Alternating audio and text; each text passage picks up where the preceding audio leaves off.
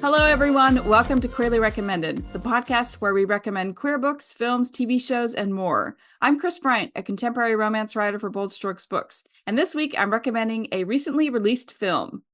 And I'm Tara Scott. I review sapphic fiction at the Lesbian Review and Smart Bitches Trashy Books. And this week I'm also recommending a recently released film. Chris!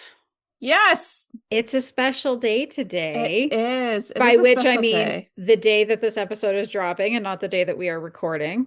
Right. Today is May 12th. It is my birthday. Happy birthday! Woo! It's my birthday. Do you have any plans? Yes, my sister is taking me out. Nice. That's all we need to know. I'm just kidding. Are you doing a casino date? We are. Okay, so this really great little tiny, I don't even know what to call it. It's not a Mexican restaurant, but it's also not, it's one of those little hole in the wall type places where you can get anything. Mm-hmm. Like I can get a taco, or I can get a pocket burger, or I can get like fried vegetables. It's like it's very interesting, and we love it. My sister and I love it. And the restaurant where we grew up, a car ran through the whole restaurant, and so it knocked Oh my God. Yeah, so they were out of business for a really long time, and they just recently reopened. And so my sister's like, all right, I'm taking you to lunch there. So we're going to go there and have lunch. Mm-hmm. And yeah, and then it's casino day. So I'm taking half a day. I have to work in the morning, but then in the afternoon, I can just let loose. Good. And then we're having dinner at my sister's house, and my dad's going to come by. And love that. we're just going to have fun. We're going to have cake. I actually ordered my own birthday cake. I picked it out. I didn't order it. I picked out everything because there's this fantastic bakery here. I mean, everybody has a great bakery, but you got to pick, the type of cake flavor. So I picked almond cake. Ooh. Right? That's going to be rich. And I have like purple buttercream frosting. Very nice. And then the letters are white, and they have like little, it was like a sprinkles cake or something. So it has sprinkles on it, but it's like a cute 3-tiered, serves 6 to 8 people. It's perfect. That sounds delicious and amazing. And if you want to celebrate Chris's birthday, then I think you should leave a review of one of her books. Oh, thank you. Or if there's a book that you haven't read yet, maybe pick it up, check it out, and then leave a review of that one. Yes, review for my birthday, whether it's my book or somebody else's. That's all I ask for. But even better if it's one of Chris's. It's even better, right? Fine. Review your favorite book that you've read recently that you haven't reviewed yet, or review one of Chris's. Exactly. Preferably mine, but I'm not greedy. I like to share with everybody. This is a small community, and we have to support each other. So, Yay. So, all right, what else is going on with you? Okay, so because I have a birthday, my license expires. So it depends on how old you are, but like you get it for either like 8 years or 10 years, or if you get one at 16, then you get one at 18, you get one at 21, and then you don't get one for a while. I have, without a doubt, have taken the worst driver's license pictures I can't even tell you how bad they are. 1 year, I had one good driver's license picture, and I loved it. I think it was when I was 21. I loved that picture so much, but every single one of them have been hideous. We've talked about my passport pictures, how bad they are. I am just not a photogenic person at all. I can't even begin to tell you how poorly I take pictures. It's awful. So I had to get it done today because I go to the dermatologist tomorrow. Okay. They're going to be doing things on my face, and I don't want to go get my picture taken after that. Yeah. Fair. And it expires. So I'm just like, okay, I have no choice, but I have to go today. Okay. So I had to get the real ID. And you're like, what's that? So the real ID is where you have to like pretty much give them your first child and everything, because they need your social security, your passport, your proof of residency, all this stuff. So that way you can travel with that ID across the country, and you don't need a passport. So I have been traveling with my passport, but I think, if I just go up to like Chicago, or when I do GCLS, I can just use my real ID now instead of like worrying about my passport and where to put it. Why can't you just use your driver's license? Like I can, if I need my ID for something in another province here, I can use my driver's license. I'm sure it has something to do with faking IDs, identification, things like that, because it has like certain like holograms and stars and gold stuff now. It feels like a scam to me. Could be. So they can make you pay more money. I don't think But that I paid more what money do I though. know? Do you have to pay for real ID? You have to pay for a driver's license too. Yeah, but I'm saying, yeah, that's what I mean. Like It's you the already have to same. pay for a driver's license. So Right. I was wondering, Yeah. is there an additional I fee don't for think real so. ID? It's been Oh, so okay. long since I had the last one. It was $34 for the next 10 years of my life. So I don't That's think not a it lot of went up. money. Nah, Okay, it's not fair a lot of enough. money.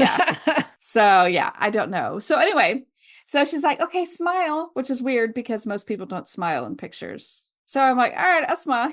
Not He, for a driver's so license. I it's thought they such tell you not to. Is that a Canadian thing too? Not no, smiling on driver's they tell license? you not to. And so so I'm like, oh, smile. So then I get the piece of paper and I don't look at it because again, I take the worst pictures and I don't want to Mm-hmm. see it because I know it's bad. It Mm-hmm. was horrible. Here's why. My whole Okay. face takes up the whole picture. It's like it's my whole face. And then there's like a light shining down on top of my head, kind of like see when you have lights above. It looks And like I'm bald right here. she didn't think that was a problem? I truly think the DMVs have a game on who can take the worst picture of somebody and they submit it into some Oh. pool and they all put X amount of dollars in and like maybe Mm-hmm. once a month they pick out the worst pictures. And I feel like mine is somewhere in these games that the DMV plays. Well, if they do that, I feel like they should pay you out of the pool as well. It should be I whoever took know. the photo and whoever the photo was of, so that you Right. at least get something back for being treated so badly. Well, and here's the thing. I didn't see the color version. I just saw the black and white photo. That's what I carry around until I get the Mm-hmm. actual thing. Mm-hmm. It just looks like I have this massive like bald spot right here because the light is so bright. So like right in here, it just Oh, looks like I don't man. have hair. So I'm like, are you kidding me? It was funny. I showed people at work and they're laughing their asses off. They're like, you can go to have it taken again. Like, go have it taken again. And I said, well, if it's really bad, then I will. Like, I need to see the color version. Oh, man. I still have so here you're supposed to renew it every 5 years. And this time they let me renew it online with an option to just keep the same photo. And so I have I have the photo that was taken during the pandemic. And it's Oh, not an amazing photo. It's not brutal, but it is from right. that year or two when I shaved my head instead of going to my stylist. Ah, I only had like one really, really great photo, and it was my learner's permit. Did I ever show you oh, that? no. I Do look you like a have it? fucking hair model. I look Oh, damn. incredible. I'm actually gonna get the photo for you because it's one of those like unbelievable. I was 16. I Yeah. was smizing when smizing wasn't even a word, and I didn't know how. Yes, here we go. Okay, let's see. Holy, Right? wow. Look at How that. incredible do I look in that photo? That is That's amazing. unreal. It might be the best photo ever taken of me. It's It's certainly one you of them. almost okay, so it almost looks like you're from like a 70s. Oh, I don't want to say that. Cancel. Scratch that. Okay. Can I just tell you so we can erase this later? Yeah. It kind of looks like you like on a FBI's most wanted list or like a terrorist group list. Like Munich, What? 1972. No, the sexy, like mean, I think badass it bitch. I think it looks like from an old Clairol ad. No, I like mine better. I think like if I were to see this, I'd be uh, like, oh, it's like, you know how those people who like if I were in um Ocean's 8, if I were one of yes, those or people. something like that. You could be Ocean's 8. You could have been Hmm. a bad girl turned good slash Ocean's 8 type person. I was a good old church girl at the You time. this does not like you are angry in this picture, but it's sexy angry. It's not like it's like I know who I am. I'm learning myself. This is that picture. I It's love it. such a smirk. It Like, is. That's hilarious. I love it. I absolutely love it. yeah, I I was 16. yeah. Oh, 16, we knew everything. I've about everything about We did. everything. We did. Mm-hmm. Hands down. Mm-hmm. Mine, I don't even know where any of my driver's license. So I think I told you this picture, the story of my passport picture. Maybe I don't remember though. Yeah, my passport picture was so terrible because she didn't even tell me where to look, so I'm looking off. And it was so bad that I think it was when I was coming back in from Ireland. Like the Mm-hmm. dude takes my passport and leaves the booth and he goes next door and he shows the guy my picture and they're laughing. That's how bad it was. I'm No, not even lying about it. no, that's so I'm not, sad. it is, I was so glad to get a new passport. And that picture Yeah, is bad, but it wasn't like, it was not terrible like my last one. Like yeah, to have somebody like literally stop customs and go yeah. show somebody, like I'm Oh in so many no. pools out there at passport photos, Uh-huh. driver's license pictures. I am in that is Oh my happening in my God. life. Yes. So, yeah. Wow. Yeah, so that's enough about my life. What about you? What's new going on with you? What's happening? Things are good, except we had our oldest came home from school last Wednesday and fell Uh-oh. asleep on the couch. And I was like, oh, that's not Oh, something you do. oh And then no. the next morning was like, I have a really sore throat. And then was just like No. sick, sick, sick. And so all weekend, Neil and I were like, am I getting sick? Are you getting sick? Are you getting sick? Am I getting sick? So we're recording this on Tuesday, May 5th. And yesterday morning, I woke up with a migraine and I had had like a rotten sleep kind of the night before. And so Neil gets the kids up for school and like he gets them up and gets them ready for school and all that. And so I just texted him to say, hey, don't let, kid one knock on my door because they like to knock on the door and come in and hug me and whatever in the morning. But I just Oh. wanted to sleep because my sleep was so bad. And he said, okay. Also, I woke up at 3 a.m. with chills and Oh body aches no. and fever. And I was like, oh shit. So he was in bed all day yesterday, all day today. The poor dogs. This is where, honestly, this is again where it's for the best that we sleep in separate rooms, and we have since the first year we were married when I almost murdered him sharing a bed with him because I'm such a light sleeper and he's not. I love that. But it does mean that I saw Henry, our little guy, sat outside his door for 9 or 10 Oh. hours yesterday. Oh. Just would occasionally lay down, but stayed like Oh. within 3 inches of that door, waiting for his dad. It was the sweetest. And so now I'm kind of I'm back in the like, am I getting sick? I don't know. I don't think I am. Am I? Could it be allergies? What's happening? Am I gonna get sick? Hate that. When you It's do that swallow and you're like, oh my God, my throat hurts. I hate right. that. Yes. Oh Truly, my it's like the goodness. anxiety induced. Like, Yes. am I sick? Do I have anxiety? Could it be allergies? It is May. Like, who can It could be say? I don't anything. know.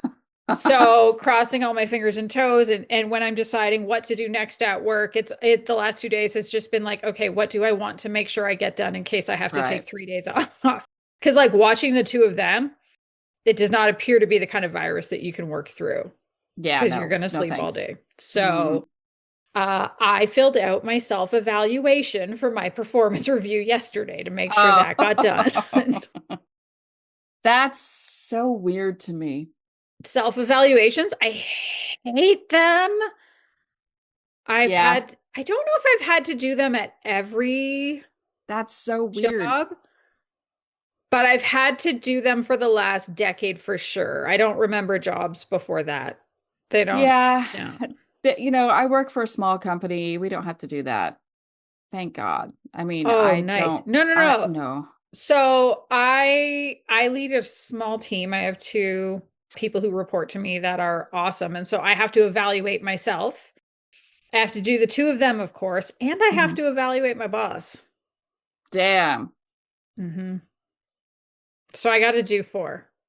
Nobody would want me to evaluate them. And Come on, Chris, it evaluate me. Go for it. so How it am I be as a podcast partner? Well, you're great. still here, so it's fine. Yes. Yeah. So I feel like my boss would hate that because he hates reviewing Mm-hmm. me. I'm like, they saved me for last because I'm a handful. Mm-hmm. So Mm-hmm. yeah, it's not good. Hmm. Well, I've had my current boss for a month, so we'll see how it goes. Oh, yeah. So my current boss used to come in during high school and scan during the summers. It's the boss, the owner's son. He's taking over. Oh. So, so he's been around for a while, but I remember when he used Mm-hmm. to come in when he was in high school and scan some paperwork all summer. He would just sit there and scan. That Scan. sounds boring. Yep. Exactly the kind of work you get a high schooler to do. Yep. And he probably got paid well too. So, I mean, Hmm. if I was that age and got paid a bunch of money, Yeah. yeah. Yep. Yeah. So, All right, Chris, what have you been watching or reading lately? okay, so I like blew through a show called The Millionaire, and it's Hmm. very similar to The Traders, but just normal people, not celebrities, just your average pick up Okay. like 10 people. And I really liked it. It was Hmm. entertaining. The person who won, I didn't mind it. And it wasn't these, I feel like these people, maybe a couple were maybe in it to get famous, but I feel like a lot of them really into the game because they're trying to figure out who the millionaire is. Mm-hmm. And it was nice. It wasn't stressful. It Yeah. was kind of a nice, easy, I really don't care who wins type show because it was entertaining. Yeah. So Yep. that, I get but that. it's over. And I'm still watching Survivor. Like we're Hmm. down to like the last 7 or so people, which means it'll be done by the end of May. So Okay. they'll knock out 2 or 3 people per episode until it's done. So I'm sure Hmm. before June 1st it'll be over. And I went to see the movie Project Hail Mary. How did you like it? So good. I absolutely loved it. Hmm. Loved it. I thought it was so great, so clever. And I loved the ending and I cried and cried. And it was Hmm. good tears, good tears. Hmm. But it was so cool because the hero was exactly who you wanted a hero to be. Like Good. who didn't want to be hero, was absolutely like, I do not want to do this. This is not what I want to do with my life. Hmm. Basically Earth is dying and they need to figure out how to save Earth. Hmm. How they get him in space and how he works through a bunch of problems. It was actually really good. And I called my dad and he had read the book. And I Oh. was like, wow, like dad, because he's really into science fiction right now. And he's like, Mm. yeah, I was hoping it was going to be a really good movie. So I said, I already saw it. It was really good. And he was jealous. Neil really enjoyed it too. Yeah, it was a really good movie. I liked it. And then I started a book. Shut up, I know, right? Hey, Hey, right? I know. congratulations. So I started Love is Contact Sport by Frederick Smith. I And I love love him. him. Friend of I the pod, do. Frederick Smith. If you haven't Yes. listened, there was an interview with him a while back, quite a Hmm. while back, but he is just like one of the loveliest people to speak to, and he's a True. great author. Yes, I'm enjoying his book. And so I'm thinking that this might become an official recommendation. So I don't want to say too much, but I Okay. will say this. Okay. University of Missouri. Mm-hmm. Yay, Mm-hmm. Mizzou. So he got his degree in journalism. My degree's in creative writing. I did not know the Okay. connection. I did not know that we shared that because as I was reading it, I was like, there's a lot about Missouri in this book. Like, what? Not a Mm-hmm. lot, but I mean, it references a couple times. And I was Yeah. like, okay, all right. So then I did some research. I was like, oh, tiger. So Very anyway, cool. yeah, so I was really excited about that. Yeah, so that's what I'm doing. And I'm reading this time, which is great. And Yes. I also picked up a book at a thrift store. So I'm gonna start that at some point when I'm done with the rest of my Okay. stuff. Well, that So sounds fun. yeah. So that's what I've been doing. What about you? What are you reading, watching, All playing? right. I've been reading. So I put my Nintendo down and Stop. just haven't picked it up in a while. I know. I was playing it Wow. consistently for probably Yes. 2 years or something like that. I think the blessing and the curse of the game Final Fantasy Tactics is that it's so easy to put down. Like it's very put downable. It's before games were super addictive. And yes, I have all these other games that I could play, but I've really been back into reading and reading books, and Yay. I've been really Good. enjoying it. And I'm still reading fanfic too. But like on average, I'm reading kind of between episodes, I'm probably reading 2 to 3 books and then 2 to 3 book length fanfics. So it's That's just amazing. I know. It's been so good. And I think it also helps just giving my eyeballs breaks from screens. Mm-hmm. So the first one that I read is it's the latest from Rebekah Weatherspoon. It's called Summer Official. This is one of her traditionally published books. Mild disclaimer, I've been editing her self-published books for the last decade, so I am not an unbiased reader, but I enjoyed this one. And the dedication is actually to me, which was like such a sweet and lovely surprise. I know. How wonderful was that? That's Like so it was sweet. just such a lovely surprise. So, Summer Official has two side characters from her good side, which is another traditionally published YA. So, this is a YA story.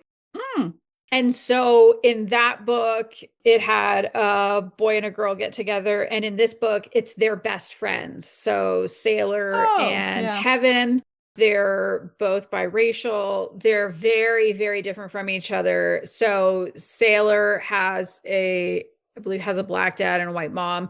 She's she's really bubbly. She's a sports girl. She's always had a boyfriend, except she, recently came out as a lesbian.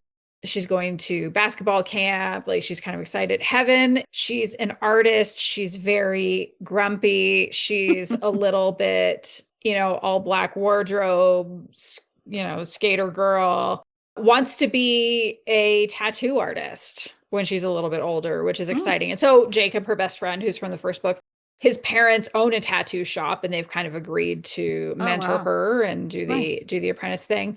So Sailor is at basketball camp.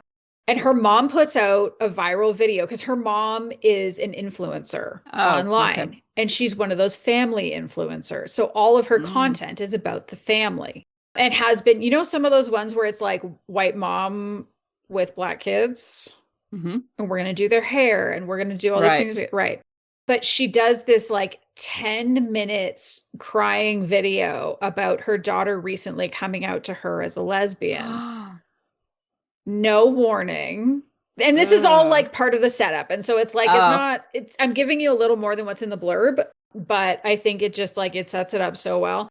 And so Sailor's really distracted when she's like actually on the court and she breaks her arm. So she has to go home because obviously she's not going to be. Right. And so she's like, oh shit, I don't want to be at home with my mom making content all the time. Meanwhile, Heaven, her dad creates her this like summer bingo thing to do every summer. So it's like, look, you need activities, you have to, and he does the activities around helping her build confidence and skills. And some of it is just like doing things that are fun, but it's just I love Heaven's parents also. For me, they're the MVPs of the story. They're like, oh my God, I love them as much as I hate Sailor's mother. And so they kind of like run into each other at the grocery store, I think with their parents or something. And Sailor goes to Heaven and is like, look, I need to do this bingo with you. I know we're not friends. I know you don't really like me, but like, I need to not be in the house with my mother. Please, please, please let me do this with you. I can help you get your social media presence going to get you ready for when you're apprenticing as a tattoo artist. And here's the thing. Sailor has had a crush on Heaven for a while and has been afraid to say it. And Heaven hasn't thought of her that way before, but she also thought that Sailor was straight. And so learning that she's not straight and spending time with her, even though she is much more like quiet and not confident and that kind of thing, they maybe start to have that little bit of a mutual crush. This book is so cute. It's so cute. I really enjoyed it. I think I read the whole book in a day. It's a lovely, quick, fun summer read. If, somebody is looking for a YA book for like a kid in their life, but is concerned about like sex scenes, because it's kind of like, you never know with YA books. Some have sex and some don't. This one does not have any sex at all. So if that's like, I think it can go to like even like a precocious younger kid who wants to read ahead. Like I said, I hated Sailor's mom. And I think it's just like because I'm a parent with kids that are of similar ages to her kids, it was so wild to me. Like seeing the way when you're a family influencer like that and when you're making content about your kids, you've effectively turned them into your coworkers or your employees. And that was really gross. But I did appreciate how we got to see Sailor's perspective on that, and how like it really did bother her in a lot of ways, and in a lot of really understandable ways. And I also really, I think one of the best things for me was seeing how much more confident Heaven got as they worked through this bingo together, because she learned like it's not as scary to go out and talk to people or go check out new things or whatever. It was lovely. This is a really cute one that I think is worth checking out. That sounds cute. And then I read one called The Long Con by Jenna Voris. And I'm going to do something that I don't usually do. And I'm going to actually read the blurb verbatim. Okay. I typically make up my own description when I talk about books on here, but I'm doing it on purpose because I think it's important. So, nothing brings Chloe Bly more joy than swindling rich people out of their money. Ever since her mother's funeral, she's used her hotel catering job to slip into people's rooms, pawn their valuables, and use the hall to pay off her family's medical debt. It's a perfect system until she finally gets caught. But instead of turning her in, the eccentric billionaire hotel owner, as an aside, he actually owns the hotel where she works. But the eccentric billionaire hotel owner wants to hire Chloe for a job. The con is simple.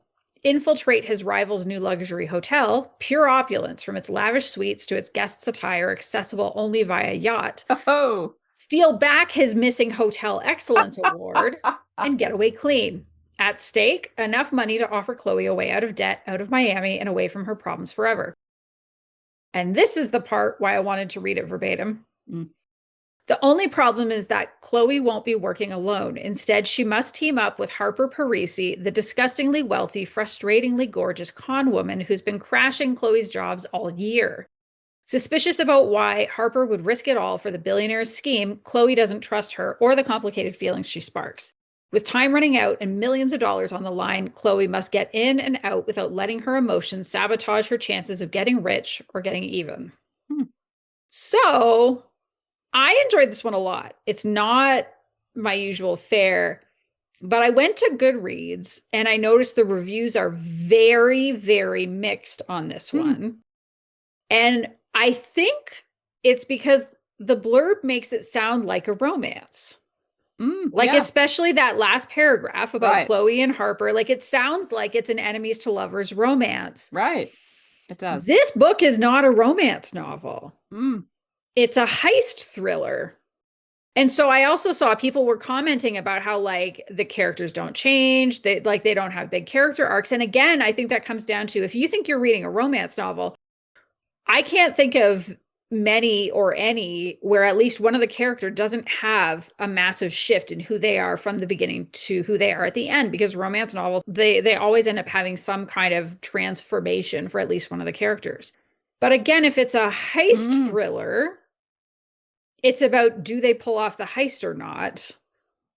And can they, like, how do they go about it? Are there any other twists or mysteries at play? So The Long Con is absolutely, it is sapphic. Harper and Chloe have some really interesting chemistry, but I kind of think the blurb does it a big disservice. Yeah. Chris. I would like to add that the genre on Amazon says contemporary women's fiction, but then when you go down and they have, you know how they pull like, they pull in bullet and bold. Yeah. What am I trying to say? Like reviews.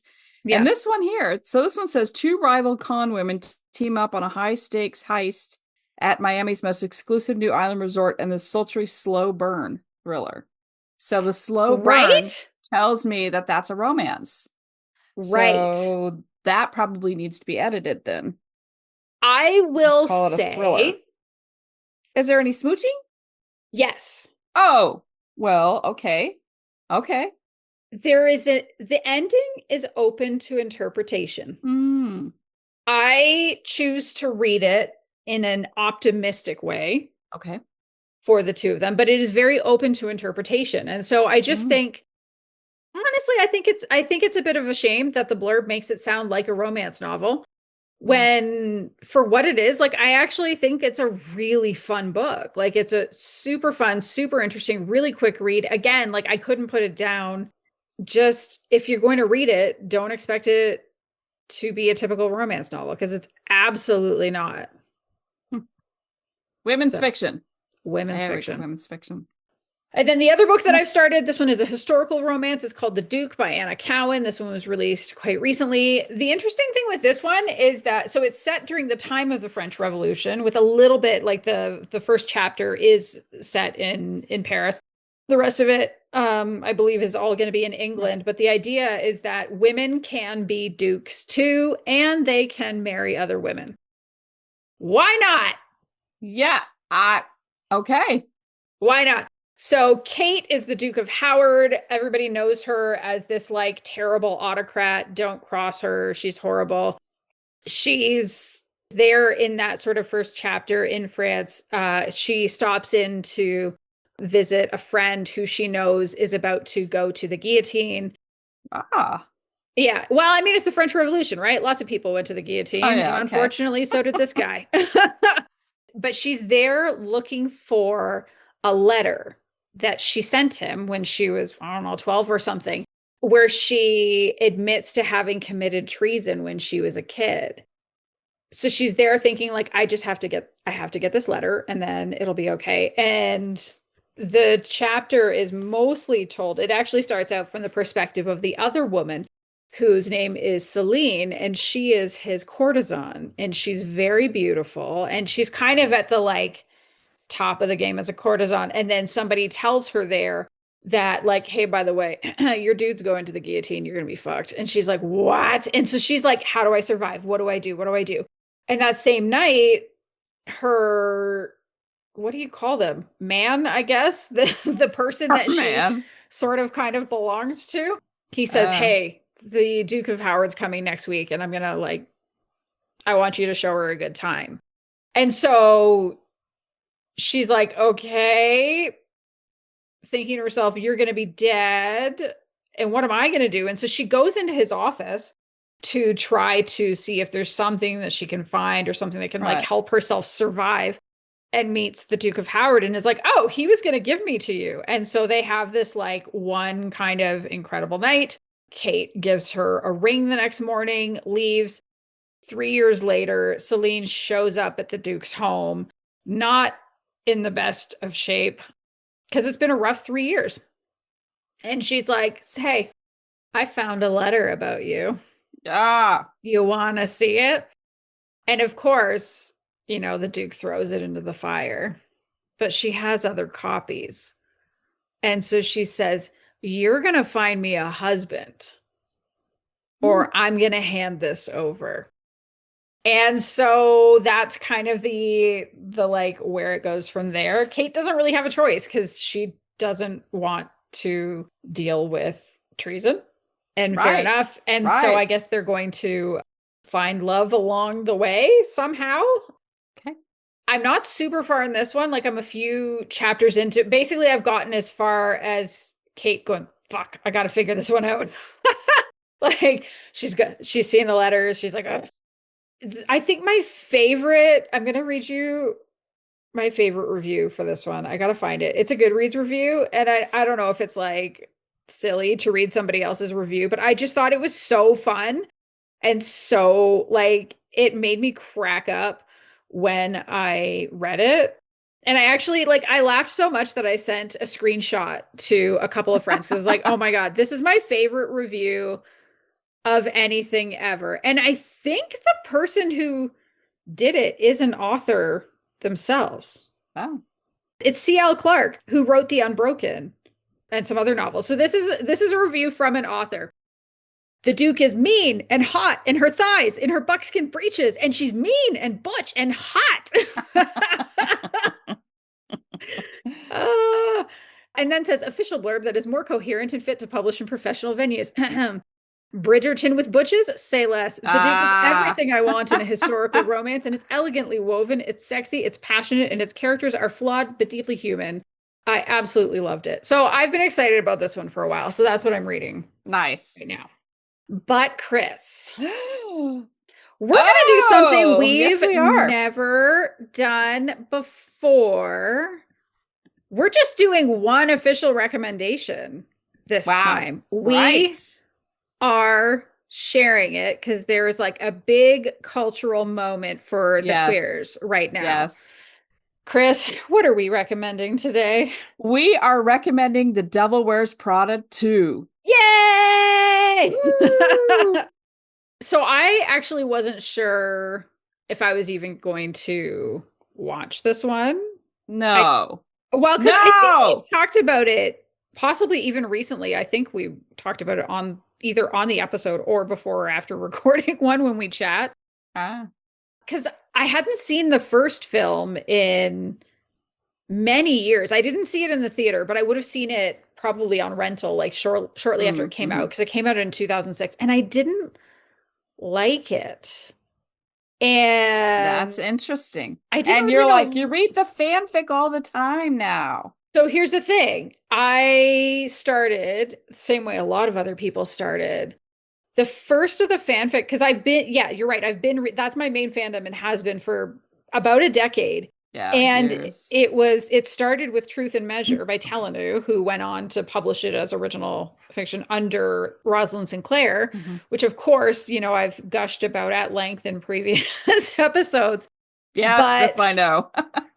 I really fell in love with the fanfic because it hit a bunch of tropes that I love, like Mm-hmm. age gap, Ice Queen, Grumpy Sunshine, Financial. workplace, yeah, Oh, financial workplace. Yeah. gap. And I couldn't, it's funny in retrospect, I couldn't remember why I didn't like it. I just remember watching it going, but then reading that story and it just blew my fucking mind. And I heard about it on a podcast. Andy Marquette and Jove Bell used to have a podcast. What's it called? It might have been called Women in Words, like their website. And Oh. one of them was telling the other one about it. And I remember reading it and it just consumed me. Like it just absolutely sucked me in. It's like almost 300,000 words. I read it probably 5 or 6 times. I've read the published version a bunch of times too. And then I've read many, many, many, many, many other fics. Like that's where Lee Winter has Right. written in that fandom. Rosalind Sinclair, of course. For sure. Apparently, Truth and Measure was like the first really long fic. Like there were a couple of short ones Mm. prior to that, and then this dropped. And then so it's kind of like one of the canonical biggest ones. And then there are other authors in the fandom that I love, like Chili Flame, Jin Stan, and like there's so many more. I could go on forever and I'm Yes. not going to.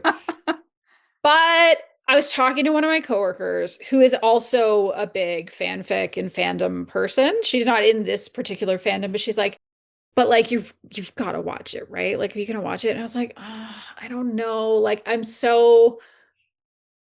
What if I watch the original one? Like, what if it changes my relationship with the fics? Like, what if I can't read it Mm. anymore? And she's like, that's super fair. Yeah, I See didn't what think about it. happens. Yeah. And last week, Neil said, what do you think if we go watch the new one on Sunday? And I said, sure, but I should probably watch the first one. And so we watched Yes. the first one again on Friday. I loved it. Yes. And I I think watched it I again know too. I think I know why I didn't like it though. And I think it was I don't tend to like movies where people are really mean to Hmm. one character. I don't like meanness, and I especially don't like when it's all directed on one character. But even before starting to watch that, I watched some of the press that the core cast has been doing for the new film, and like Hmm. seeing them talk about the lines that they love, like, oh my God, some of the lines are so good. Like, what are your favorite lines, and what did you love about the characters, and what was the reception like? So, like, seeing them talk about it so fondly, and having had pretty much all the moments filtered through millions of words of fanfic that I've read, Oh yeah. it was so good. Like it's so good. Like Emily Blunt's line about like, what are you late? Are you going to be late for some hideous skirt convention? I think is one of the funniest things I've ever heard in a movie. When I watched it again, Hmm. because I saw it last night. So Hmm. I saw number two last night, and the night Yeah. before I watched the original. Yeah. And watching the original now, 20 years later, 20 years of Hmm. experience, 20 years of being in a man's world, 20 years of Hmm. being accused of, bitchiness, meanness, whatever. It was different for me because the Yeah. first time I watched it, I was like, oh my gosh, she's terrible, clutching my pearls. Oh, she's such a bad person. Miranda's so bad. And then Yeah. watching it 20 years later, I'm like, Yeah, she said some mean things, but she also kind of had a, her whole entire dynasty and everything. She had to build it up. And Yeah. she had to have the armor on and do twice as hard, work twice as hard to get to where she is, being a Mm-hmm. woman. And so, yeah, she was kind of mean, but I also think she did that to test people. And I thought she did it to figure out who was going to get through into her inner core. Like, she does not have a lot of people in that inner circle. Like No. two, three, four, the twins. Yeah. Yeah. Well, and one of the things I will be referencing the all the like press interviews just because at this point it's like all one thing kind of shoved together in my brain. But something Meryl Streep said that was like super fair is if Miranda had been Michael, Oh, yeah. like if she had been a man, there wouldn't actually be a Nope. film because Nope. it just would have been normal. But this Right. idea of a woman behaving a little more like a man and kind of like standing in her power and knowing she has power and being willing to go toe to toe with the CEO of Elias Clark and say, yeah, we did burn 300,000 or $350,000 on a shoot that's not usable. Go fuck yourself. Right. Which of course she would never actually say the go fuck yourself part, but like there was something really groundbreaking about that. And I thought it Mm-hmm. was so interesting to hear her say that, like, no, it wasn't. Everybody wondered if it was based on Anna Wintour because the original book was written by somebody who had worked for Anna Wintour. Mm. That's not who she drew from at all. She said all of her bosses had been men. And so she based kind of some of the way she approached things, like because she never yells. She doesn't have Right. to. No. Mm-hmm. She based it off of two directors she'd worked with before. She based it Mm-hmm. off of Mike Nichols and Clint Eastwood and how they ran things on set and how they kept people on their toes with this like Right. very quiet, minimalistic communication style, which I thought was super interesting. Mm-hmm. But she definitely got her point across the Mm-hmm. hmm. Oh my God. For me, I think my Fucking, I favorite thing love that she Meryl Streep. says, because she has some great lines, but I think my favorite is the why is no one ready? It's just this like almost boredom in it. Was just, She it had was. great lines. And Mm-hmm, this, see, I feel like in the first one, mm-hmm. we talked about this a little bit about how you didn't get to see her vulnerable very often. No.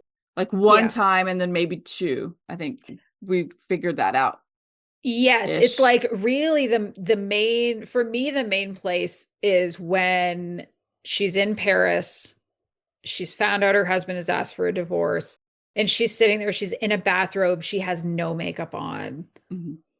and she's clearly like been crying and cries a little bit like talking to Andy about it and says like it's not even about me, it's about my kids. I don't want to take them through all of this. It's like a version of her Mhm. that's not seen anywhere else in the film and happens in a way that it almost makes you wonder who else has gotten to see this.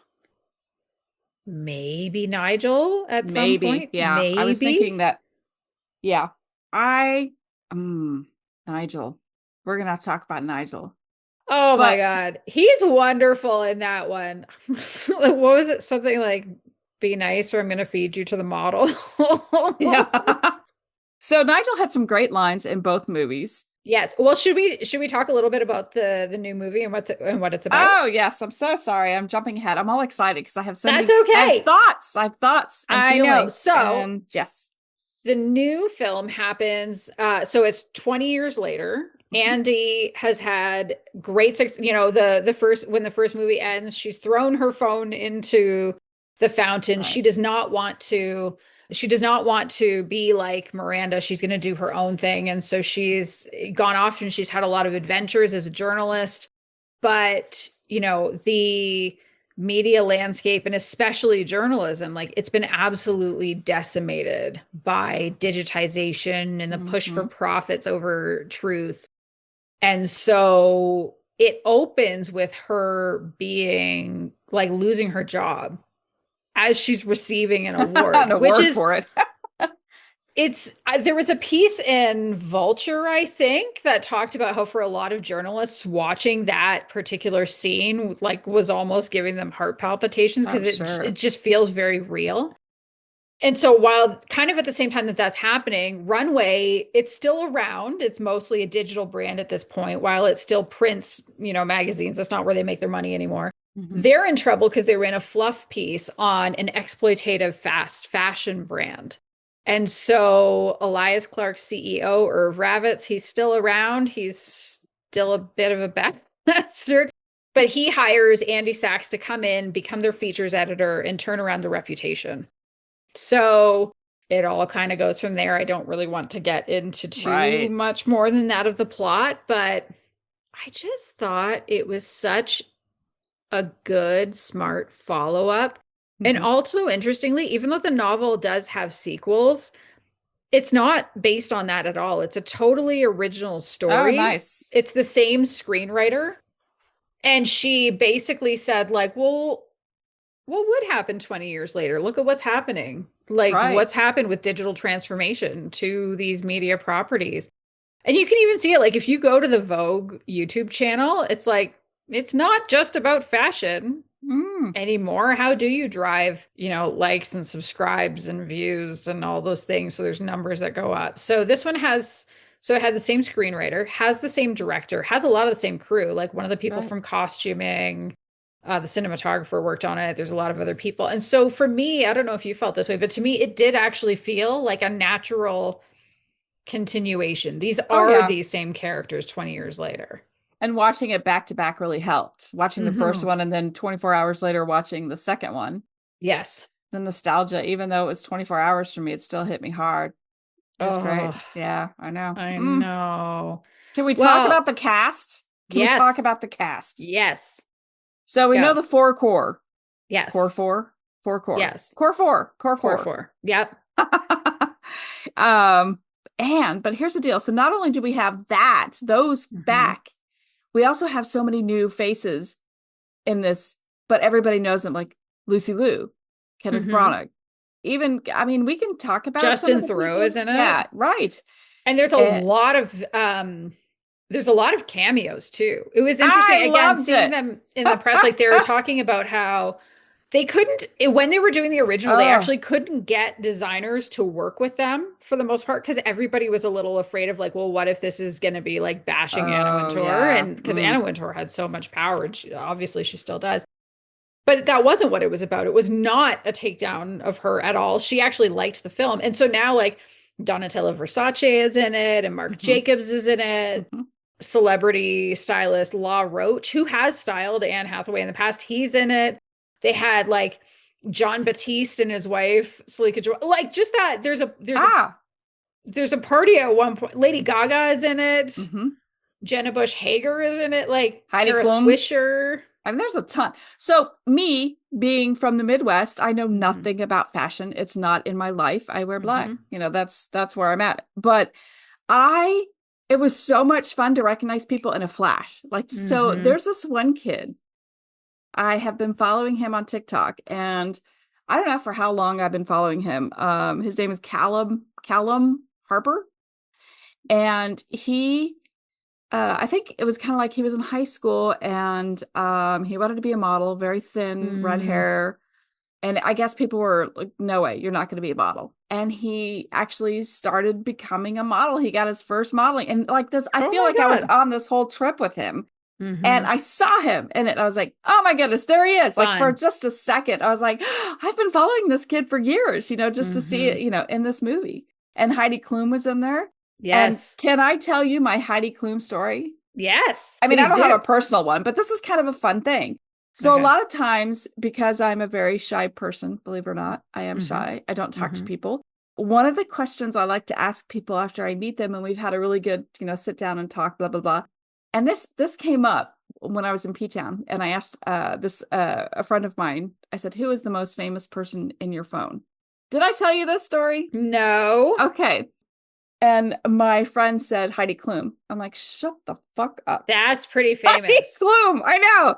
So that is a good icebreaker question, by the way. Who's the most famous person on your phone? I think the most famous person in my phone is Chris Bryant. See? Thank you.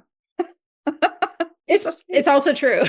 And that's just such a fun question. But Heidi Klum, I'm like, so now, and of course, I knew Heidi Klum because my mom's German and knew Heidi Klum, all that thing. Like growing up, like I always knew Heidi Klum, like that. She was just somebody. So it was super exciting to hear my friend had Heidi Klum in their phone. Yeah. So, and then to see her, I was like, yeah, like we're buds, Heidi and I, like, because we my grew up like watching her and stuff. But yeah, so yeah, that's yeah, it was I liked seeing kind of where they all landed and how they were all doing. Oh yeah. Like Andy, she still feels like herself, but she's not, it's not a coming of age story for her. She doesn't need to like do a lot of growing up. It's more like she's clearly so accomplished as a journalist, but journalism as a field is just not like, it's really hard to sort of make viable. And so how does she find stability? How does she make it, like, how is she going to pay the bills? And interestingly, it's coming back to the place that she walked away from. So seriously, Emily, Emily Blunt in this role is so wonderful. She's not at Runway anymore. She's working at Dior. And she has the best line. Oh my God. She does an affirmation. And this was very fun to see in the interview. So it's like, it's this, I'm going to say it anyway, because it is in some of the like press materials. Like I've seen that clip in other places. But she talked about how she improv'd that, and she was trying to think like, what would be the most toxic affirmation that she could say? And so she's like, she has these little eye masks on and she's like tapping her cheeks. Oh yeah, doing the taps. Yeah, doing some tapping to kind of like settle herself. And she says, may the bridges I burn light my way. And I just thought it is one of the funniest things I have ever heard. She probably has the most clever lines in there because like I loved when she sees Andy again. Like first the recognition. Yes. And then as they're walking to the conference room to have this conversation, she says, you look different. You have confidence now. Yeah. So, and I love that she acknowledged that because like she has always been anti-Andy. You know, never wanted to, at least that what we were aware of, never wanted to have a relationship with her ever the entire time. Yes, because Andy still has this very, would you say it's like a Midwestern sensibility to her? Yeah. Yeah, sure. like she's not a very urbane, like very city centric. Like she's kind of like down to earth, like girl next door, for sure. She's like, oh, everything's fine. Oh, you know, she's that kind of person who like always looks for the good in things.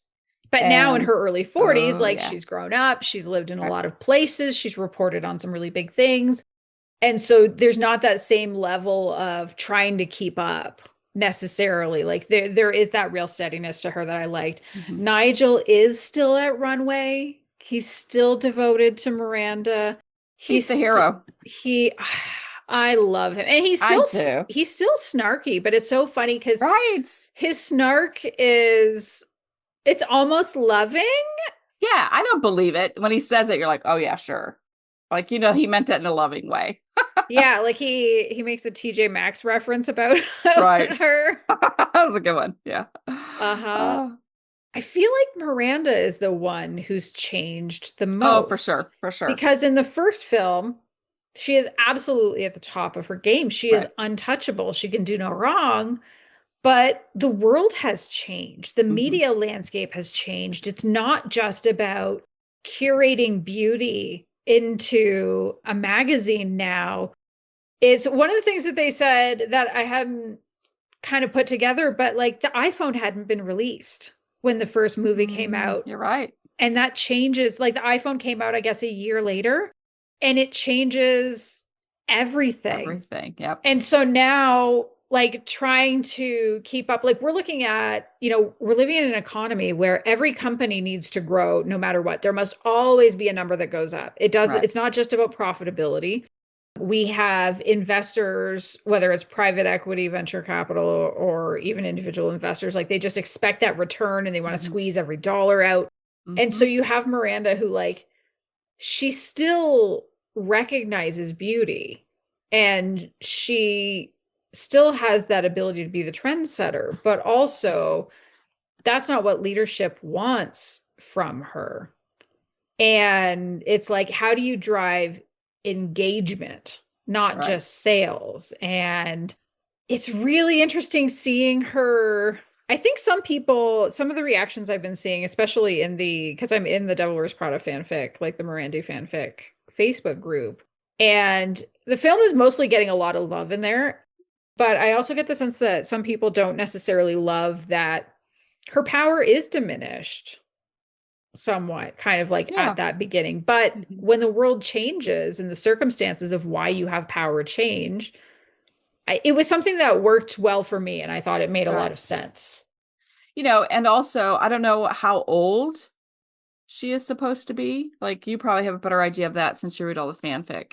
So well, in real life, she's 76. So probably in her 70s. Okay. They don't say for sure. Also, how fucking cool is it that Meryl Streep can still get roles like this, like 76? I love it. She is one of my favorites. Always has been ever since I was young. Kramer versus Kramer was like one of my. I was just blown away by her acting back then. So I knew, like, I have seen almost every single Meryl Streep movie because I know it's going to be a hit. I know I'm going to like it because she does such a good job, and she just seems like she's a real genuine person. So I'm sure she loved playing this character because it seems like like sometimes when you get to play somebody else, it's so much fun because it goes against everything you are. And I think that would be fun if you were an actor. So it sounds like for the first one, the only thing is she kept herself a little bit apart from the rest of the cast. And so she talked about how like they all got to have fun, but she didn't get to have fun. And she would hear them having fun. And so she didn't do that this time. I guess that was the last time she did anything like that. I bet. I mean, I would love to hang out with them too. I know, right? It seems like the most fun. And then also like super fun seeing, especially, I don't know, any configuration of them in interviews was fun to watch. But when it's Emily Blunt and Stanley Tucci, it's especially fun because they're family now, right? Like he's married to her sister. And so they know each other really, really, really well. And like he met his wife because of The Devil Wears Prada. Like he and Emily Blunt became friends on the set. He attended her wedding when she married John Krasinski. And he met her sister, and now they've been married for. Oh, I did not know that. That's so sweet. Yeah, I love Stanley Tucci. He pretty much is the hero of what 2026.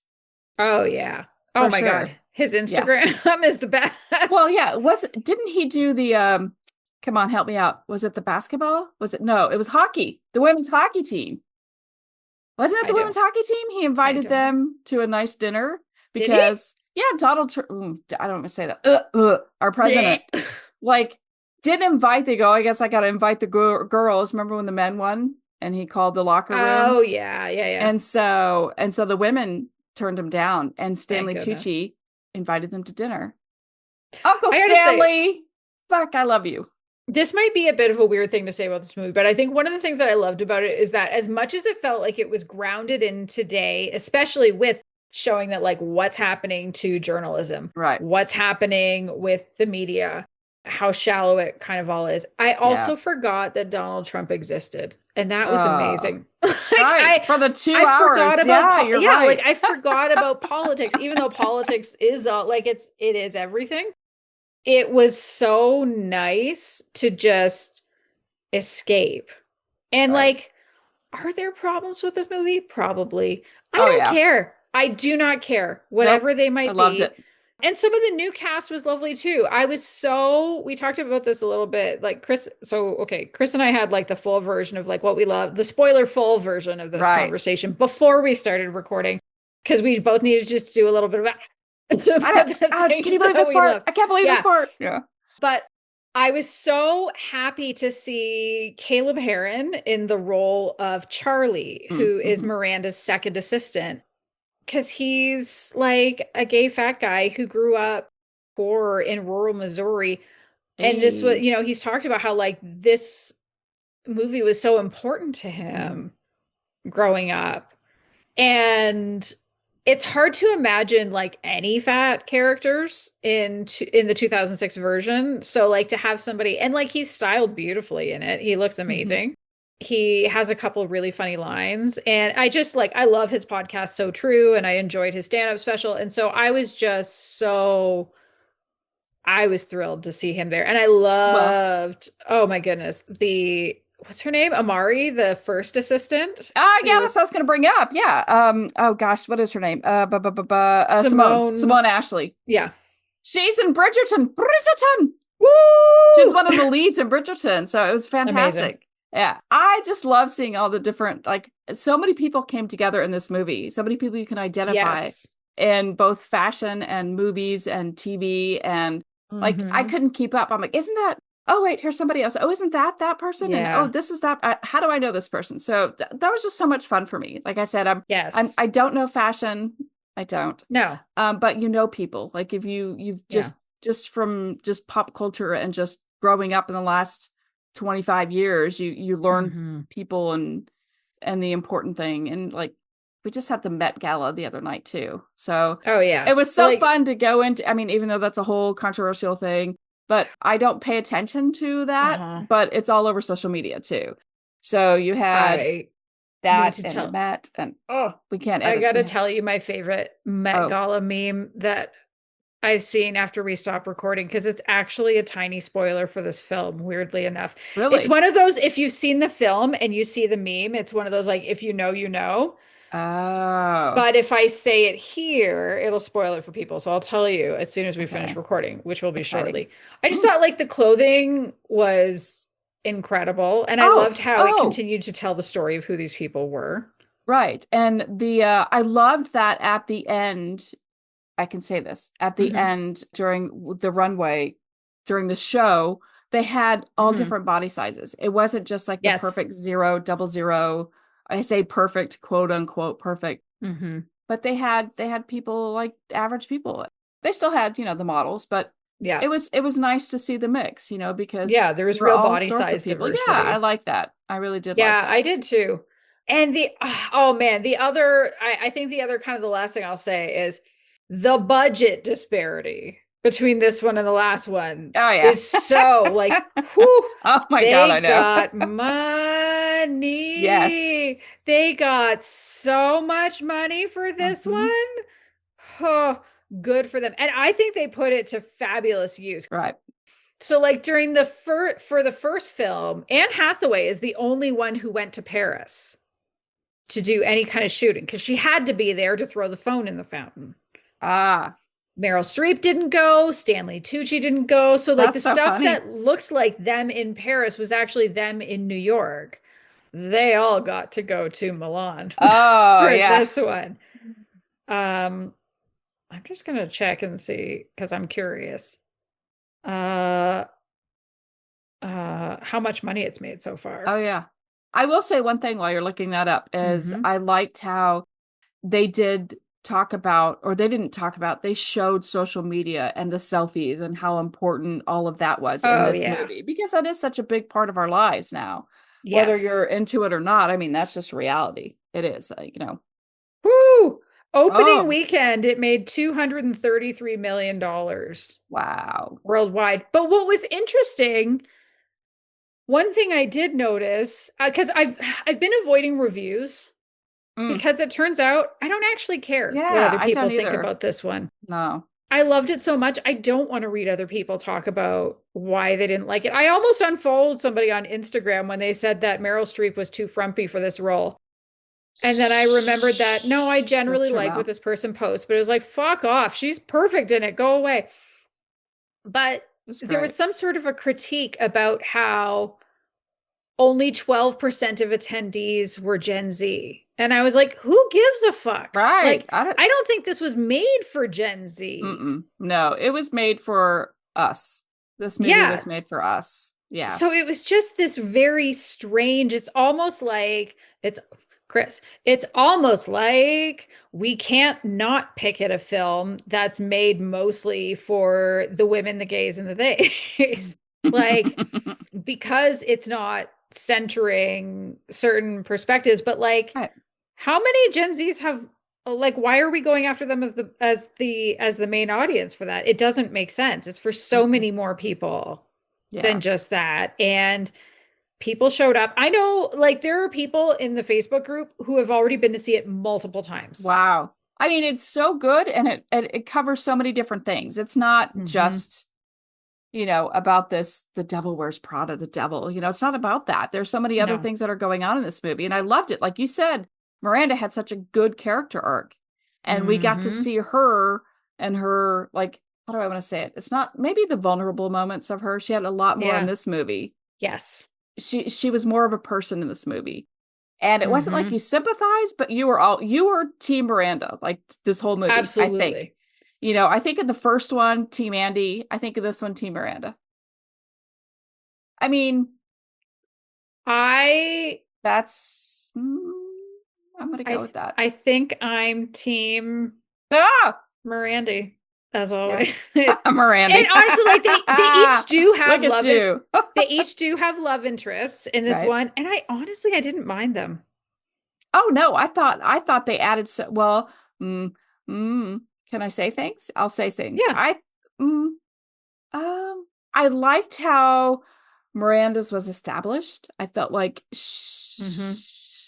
Yeah, she so was a Kenneth Branagh good, plays her yeah, husband, and right. I thought He he was was perfect. it was nice that he's a good Right. man. Yeah, he's a very good man, very gentle, very loving, very like, here, I'm your sounding board. Let's go. I will help you. Mm-hmm. Let's deal with this. Go take, go rest, do whatever. Yeah. I'm going to take the dog for a walk. You do this, you settle, just get Yeah. comfortable. And like, we all need that, and Yes. whereas Andy was just like, she has lived her life. Like you said, she has traveled everywhere. And her love interest comes about in this movie. That's fair to say. Is that fair to say? Absolutely. Okay, yes. Yeah, and he's also like he's quite down to earth. He's nice. I like him. He's Australian. He's a nice dude. Yeah. Am I convinced that they're together for the long term? Happy for now. Yeah, Happy for now. exactly. I would call it a happy for now. Yeah. Possible. Don't know. But yeah, I think it was exactly the kind of escapism that I was hoping for. Oh yeah. I mean, Yeah. I liked, okay, so Andy in this one. So Andy in the Mm-hmm. first one, Andy was very young. Mm-hmm. I feel like she was not really manipulated by her friends and boyfriend, but I feel like she was really influenced by them. Whereas in this Yes. one, it was all about her. She was focused on herself. She was so secure in herself in this one. That's why I feel Mm-hmm. like she was set in this movie, where I think, Miranda had to go through all of that. And that's why I'm Team Miranda in this movie. Because Andy was already like where she wanted, sort of kind of where she She wanted to was be. she was set in every way except financially. Right, exactly. Unfortunately. I Yeah. mean, fuck, welcome to all of us, Mm-hmm. you know? Mm-hmm. Yeah. And so I really, I liked how this was about her. And she did. So her one friend, Lily, Mm-hmm. Still there. still there, Still same around. person. And it was so Yep. funny because when I watched it again, I had forgotten that the person who plays Lily is also an actor from the show that I watched, Super Queer 911. Last Mm-hmm. name is Toms, I think. I can't remember her first name. Yeah, My I don't goodness. know. But she plays Hen. Hen? She plays Hen? No, she doesn't play Hen. She plays the wife. Plays a wife on of the one of the EMTs, and love Mm. it, love the show, love her. And it was so cool because it was the same actor. I loved it. Yeah. It was fantastic. So 20 years, same. I loved it. That was great. Very clever. I'm so glad that we both chose this Yeah. as our official recommendation so we could just have a lot of fun Yeah, I talking agree. about it. This was Because good. I have needed to have this conversation for 3 days. Oh, 3 days. I think for me, it's going to be like once it's available Mm-hmm. to stream, they're going to be like the perfect sick day double feature Oh yeah, for for me, or sure, for like sure. sad day double feature. Like just roll directly from one right into the other Mm-hmm. one. And to bring it back to the fear that I had, well, what if it's going to change the way I look at the fanfic? I think I love it more now. Oh, look at that. I feel that the relationship between them is more solidified now. I mean, yes. I feel like, and so I feel the love that you would feel for this. I get that 100%, how you would appreciate the fanfic even more now because of this. Yes, I've read some, it's mostly short stories that have come out inspired by the second one. I think there's at least one long one, but I haven't read it yet. I'm very curious to see what happens to the fandom going forward, because I think people are going to continue writing it, of course, and there's still it's still very active fandom. I'm curious to see, though, are people going to mostly set stories based around or after the events of the first film, or are they going to start setting them around or after the events of the second? And I think we might see some of both. Oh yeah, maybe so. Maybe so. Because I thought the ending was so strong and fun, and I feel like a lot of people can pick up from that. But also the little, not tumultuous, but the not uneasy. I don't even, it's like I write for a living and I don't even know. I can't even find the word right now. You're not writing right now. You're talking. I know, I'm trying. It's hard. Like, just, it wasn't tumultuous, but like the whole unsteadiness of the storyline. Like, I can't without saying anything. Just that I feel like, yeah, that would be a good place to kind of pull from. But I personally, if I were to write fanfic, I would write it from the end. Not you should. No. Or write your books. I think there are so many other people who are so good at this that I wouldn't even know how to do fanfic. Not even kidding when I say that. I don't know the rules. I don't know any of that stuff, but your editor might have something to say anyway. That's true. Where's your next book? Why are you writing fanfic? Yeah. I will say that I did read, Lee Winter did a post on, I think, Facebook. And after I read her post, I was like, okay, yeah, I'm in. I mean, I was going to go anyway. And then when you and I talked, I was like, okay, now I'm really going to go see this. And then I loved it. I absolutely loved everything about it. Yeah. It was so much fun to slip back into that and watch their lives pick up 20 years later. Perfect. Loved it. I agree. That is all for this episode. We could go on and on, but we're not. We're taking pity on you all. We're going to cut ourselves off at this point. No, that's all for this episode. Thank you so much for listening. If you have enjoyed it, please, share with a friend if you think needs to hear anything that we've talked about today. And if you want to support us, we do have a link in our show notes to our coffee. And don't forget, because it's my birthday, please leave a review for either one of my books or a book that you've read recently, because it really helps us and it makes us feel good. Yeah. As writers. Yeah. Happy birthday. Thank you. Or if you want to connect with us on your favorite social media sites, we have links in the show notes for that too. Or you can just email us at podcast@queerlyrecommended.com. Goodbye, everyone. Goodbye.